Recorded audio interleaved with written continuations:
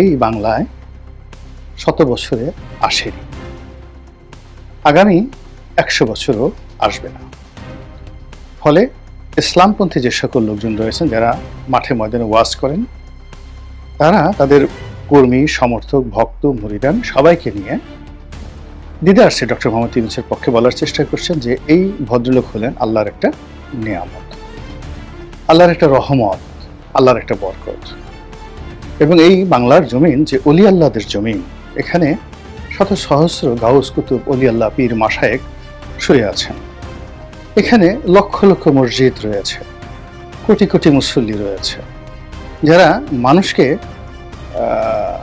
ভালোবাসে, যারা মানুষের কল্যাণের জন্য কাজ করে, তারপর তারা আল্লাহকে বিশ্বাস করে, তারা দুর্নীতি, অনিয়ম এই জিনিসগুলো পছন্দ করে না। এইরকম যারা মুমিন, মুত্তাকি, তৌহিদি জনতা রয়েছেন, তাদের নয়নের মণি, কলিজার টুকরা এবং তাদের মাথার তাজরূপে হঠাৎ করে ডক্টর মোহাম্মদ ইউনূসের যে ইমেজ, এই ইমেজ সামাজিক মাধ্যমে ঘুরে বেড়াচ্ছে। প্রায় প্রতিদিনই ভোট হচ্ছে, অনলাইনে ভোট হচ্ছে, দেশের মূলধারার সংবাদ মাধ্যম, গণমাধ্যম তারা ভোট করছে কে বেশি জনপ্রিয়। তারপরে আপনারা কি চান ডক্টর মোহাম্মদ ইউনূস ৫ বছর ক্ষমতায় থাকুক, কিংবা স্বরাষ্ট্র উপদেষ্টা যে বলেছেন জনগণ চায় যে ডক্টর মোহাম্মদ ইউনূস আরো ৫ বছর ক্ষমতায় থাকুক, আপনি কি এর পক্ষে? আমি পক্ষে।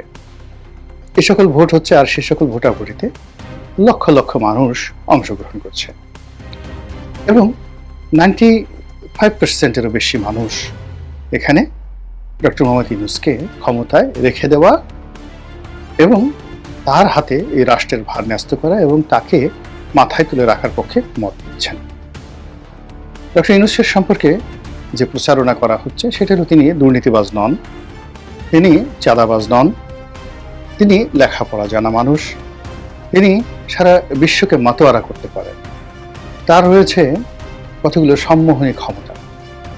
তিনি যদি মাইক্রোফোন হাতে নিয়ে কোনো ডায়াসে দাঁড়ান, অমনি সে ডায়াস বিজিত হয়ে যায়।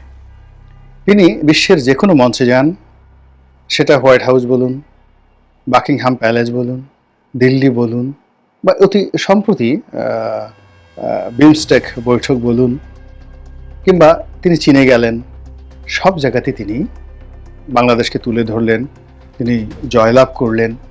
এরকম দৃশ্য ইতিপূর্বে কেউ দেখাতে পারেনি। সেটা বঙ্গবন্ধু বলেন, শহীদ প্রেসিডেন্ট জিয়াউর রহমান বলেন, শেখ হাসিনা বলেন, খালেদা জিয়া বলেন, কেউ পারেননি। ইউনূস সমর্থকরা এমনটাই